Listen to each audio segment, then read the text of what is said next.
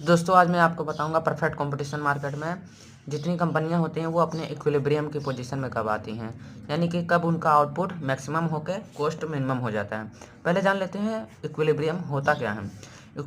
Equilibrium is a state और position where the production of a firm is at maximum level and the cost of production is at minimum level.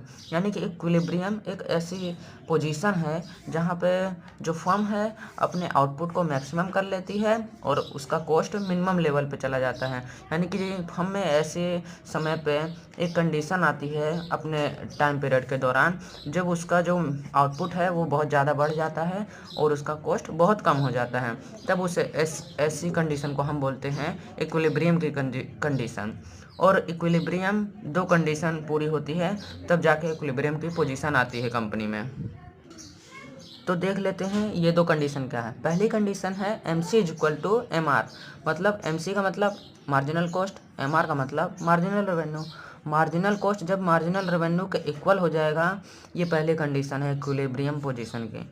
और दूसरी condition आती है जो marginal cost curve है वो cut करेगा marginal revenue curve को फ्रॉम बिलो, यानी कि जो मार्जिनल कॉस्ट कर्व होगा वो मार्जिनल रेवेन्यू को उसके नीचे से कट करता हुआ जाएगा और उस पॉइंट पे वो दोनों इक्वल होंगे। वही पॉइंट हमारा इक्विलिब्रियम पॉइंट होगा। डायग्राम में देखें तो ये रहा, ये वाई एक्सिस, ये एक्स एक्सिस। एक्स एक्सिस पे हमने ले लिया है आउटपुट और वाई एक्सिस पे है प्राइस और कॉस्ट दोनों। तो ये लाइन गई है, ये डिमांड कर्व है या फिर इसे प्राइस भी बोल सकते हैं, एवरेज रेवेन्यू या मार्जिनल रेवेन्यू। क्योंकि परफेक्ट कंपटीशन मार्केट है तो यहाँ पे प्राइस, एवरेज रेवेन्यू और मार्जिनल रेवेन्यू तीनों इक्वल होंगे और इसी को हम डिमांड कर्व बोलेंगे। क्योंकि परफेक्ट कंपटीशन मार्केट में कोई भी कंपनी अपने प्राइस को चेंज नहीं करती है, केवल उसका जो डिमांड है, उसके जो आउटपुट की डिमांड है वो चेंज होती है, इसीलिए पैरेलल टू एक्स एक्सिस जाती है डिमांड कर्व। तो यहाँ पे देख लेते हैं ये मार्जिनल कॉस्ट कर्व है, ये इस हिसाब से शुरुआत होती है और यहाँ पे ये मिनिमम पॉइंट पे आके ये मार्जिनल रेवेन्यू को कट करती हुई चली जाती हैं। तो यहाँ पे जो है इक्विलिब्रियम पॉइंट कहलाता है। यहाँ पे जो है हमारा आउटपुट इस पॉइंट पे, पॉइंट क्यू पे हमारा आउटपुट है ओ एम और कॉस्ट लग रहा है ओ पी, और आर पॉइंट पे हमारा आउटपुट है ओ एन और कॉस्ट है ओ पी। यानी कि अगर हम प्रोडक्शन ओ एन करें, मतलब अगर मान लीजिए 100 प्रोडक्ट बना रहे हैं और यहाँ पे हम 10 प्रोडक्ट बना रहे हैं, यानी कि हम 10 प्रोडक्ट बनाते हैं तब हमारा कॉस्ट मान लो 50 आता है। हमारा 10 प्रोडक्ट प्रोडक्शन होता है, कॉस्ट 50 है, और उसके बजाय हम अगर 100 प्रोडक्ट बनाएं और उसका कॉस्ट 50 आए तो हमें ये बेहतर होगा, क्योंकि 100 प्रोडक्ट बनाने पे 50 कॉस्ट आ रहा है, ना कि 10 प्रोडक्ट बनाए तो हमें प्रॉफिट होगा। क्योंकि 10 प्रोडक्ट बनाने पे भी 50 लग रहा है और 100 प्रोडक्ट बनाने पे भी 50 लग रहा है। इसीलिए हमारे जो पॉइंट आर है ये इक्विलिब्रियम पॉइंट कहलाएगा, क्योंकि यहाँ पे हमारा जो प्रोडक्ट है वो मैक्सिमम हो गया है और कॉस्ट जो है वो मिनिमम हो गया है। इसलिए पॉइंट आर इक्विलिब्रियम पॉइंट कहलाएगा, जहाँ पे कॉस्ट मिनिमम है और आउटपुट मैक्सिमम है।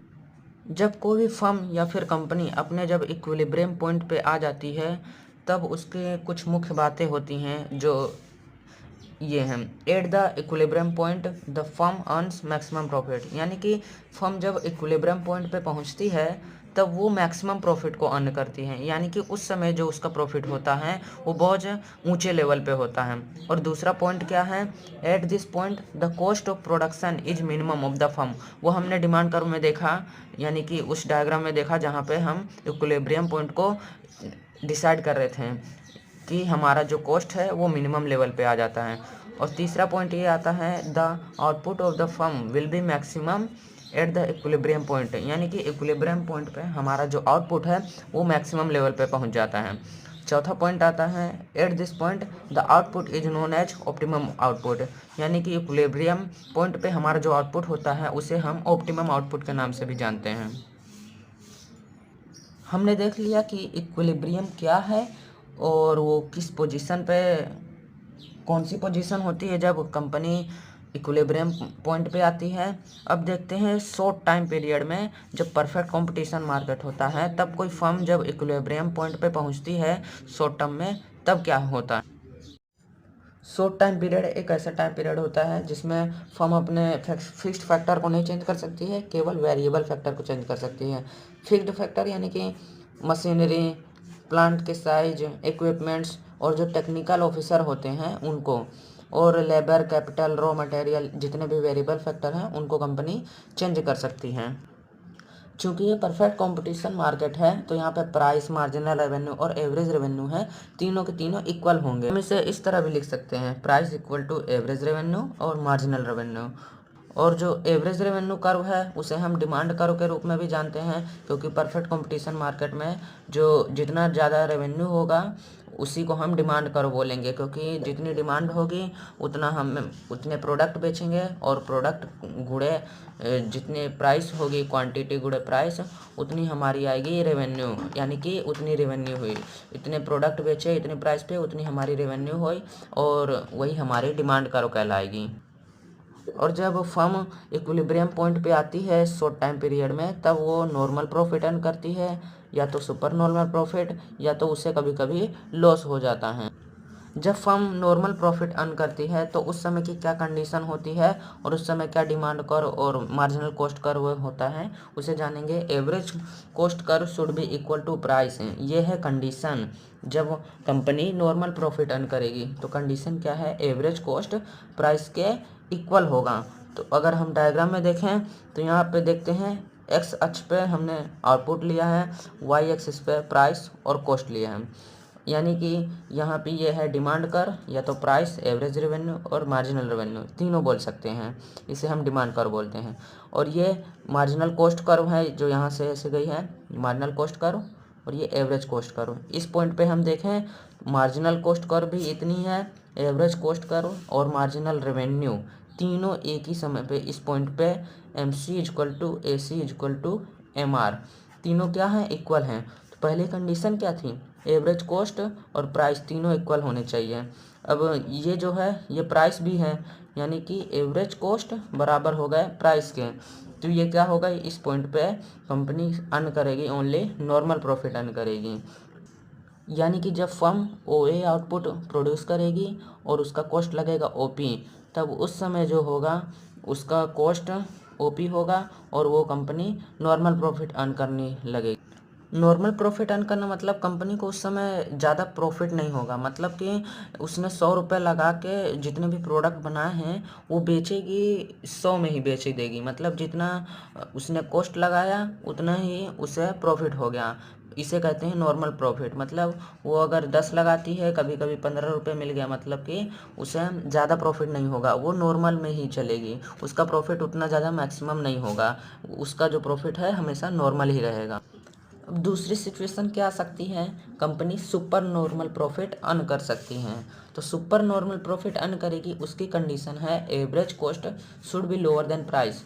एवरेज कॉस्ट है वो प्राइस के लोअर होनी चाहिए, मतलब प्राइस से कम होनी चाहिए। जो एवरेज कॉस्ट आ रही है कंपनी की वो प्राइस से कम होनी चाहिए। अगर हम इसमें डायग्राम में देखें, एक्स एक्सिस पे हमने आउटपुट लिया है, यहाँ पे प्राइस एंड कॉस्ट है, यहाँ पे ओ ए आउटपुट प्रोड्यूस कर रहे हैं, ओपी हमारा कॉस्ट आ रहा है। ओपी मतलब हमारा प्राइस है और ओ ए हमारा कॉस्ट है। और ये है price, demand curve, average revenue curve, marginal revenue curve. यहाँ से हमारी एवरेज कॉस्ट गई है और ये है मार्जिनल कॉस्ट। इस पॉइंट पे हमारा जो एवरेज कॉस्ट है वो हमारे प्राइस से कम है, क्योंकि हमारा जो प्राइस है ओपी है, ये ओपी और एई पैरेलल हैं, इसीलिए ओपी को हम एई भी बोल सकते हैं। मतलब कि ओपी प्राइस है तो एई भी प्राइस है, एई इक्वल टू ओपी, मतलब कि प्राइस हो गए। और यहाँ पे ओ ए जो है पैरेलल है ए बी के, मतलब कि ओ ए इक्वल टू ए बी होगा, और ये क्या है, हमारी कॉस्ट है। ये दोनों लाइन इक्वल, यानी कि हमारा जो कॉस्ट है वो प्राइस से कम है।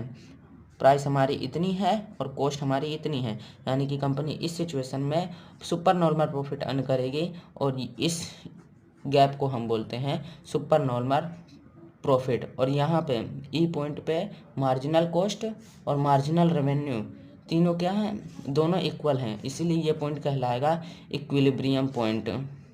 ये पॉइंट कहलाएगा equilibrium point. Super normal profit मतलब कि अगर कंपनी 10 प्रोडक्ट बनाती हैं और उसका खर्चा आता है 100 रुपये, 100 रुपये खर्चा लगा के 10 प्रोडक्ट बनाती हैं और जब उसे सेल करती हैं तब उसे लगभग मिल जाते हैं 200 रुपये। मतलब कि 100 रुपये का कॉस्ट आया और 200 रुपये उसे प्रॉफिट हुआ। मतलब कि जो कॉस्ट के मुकाबले प्रॉफिट है, रेवेन्यू, वो बहुत ज़्यादा है। मतलब कि यहाँ पे company super normal profit earn कर रही है। इसी को हम कहते हैं सुपर नॉर्मल प्रॉफिट की condition.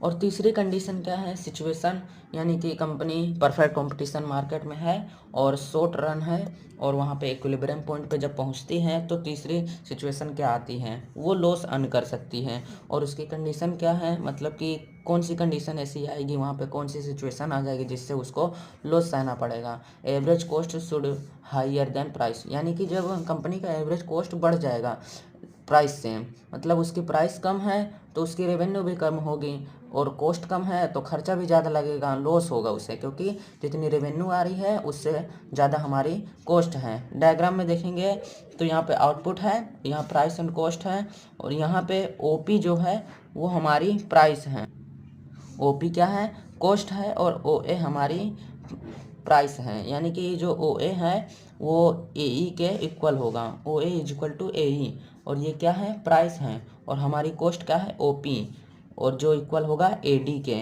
OP is equal to AD, और ये हमारी कॉस्ट है। मतलब कि हमारी जो कॉस्ट है वो प्राइस से ज़्यादा है। इस सिचुएशन पे हमें लॉस हो जाएगा, क्योंकि ओबियसली हम देखें तो अगर हमारा खर्चा ज़्यादा आ रहा है और हमें प्रॉफिट यानी कि रेवेन्यू, कमाई कम हो रही है और हमारा खर्चा ज़्यादा है तो हमें लॉस होने लगेगा, और इसी गैप को हम कहते हैं लॉस की स्थिति। यानी कि यहाँ पे ये जो इतना गैप है ये हमारा लॉस कहलाएगा।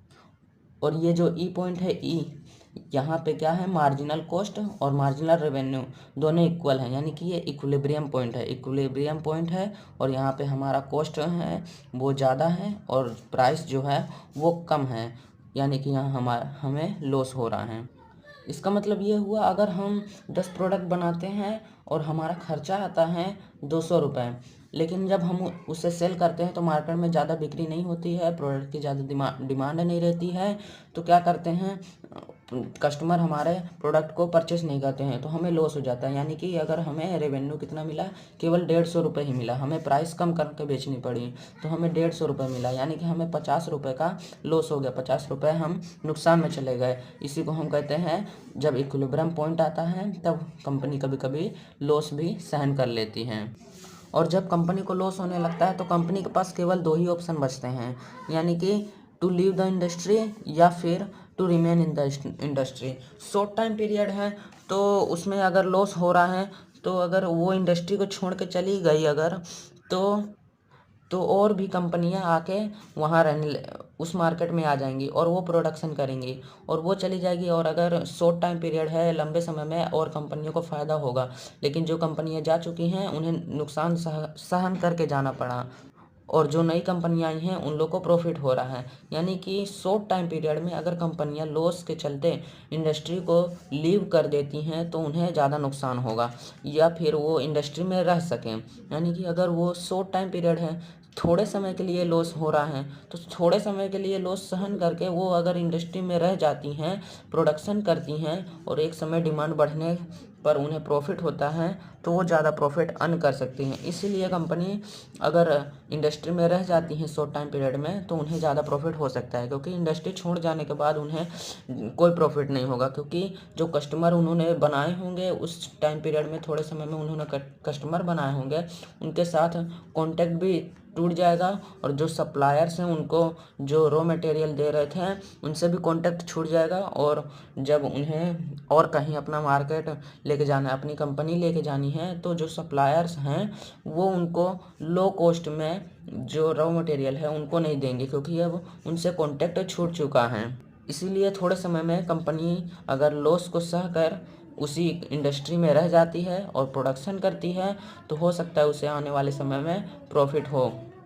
तो आज हमने देखा इक्विलिब्रियम जो है वो होता क्या है दरअसल, और कौन सी कंडीशन ऐसी आती है जब फर्म इक्विलिब्रियम की पोजीशन पे पहुंचती है, और जब शॉर्ट टाइम पीरियड होता और जब शॉर्ट टाइम पीरियड होता है तब कंपनी क्या अर्न करती है, normal profit, super normal profit और लॉस, और डायग्राम के द्वारा हमने उसको समझा। वीडियो को दोबारा देख लो, अगर कुछ चीज़ समझ नहीं आती तो हम मुझे कमेंट करो, मैं उसके बारे में एक्सप्लेन करूँगा और आपके डाउट को सोल्व करने की पूरी कोशिश करूँगा मैं। पूरी वीडियो देखने के लिए आपका बहुत बहुत धन्यवाद।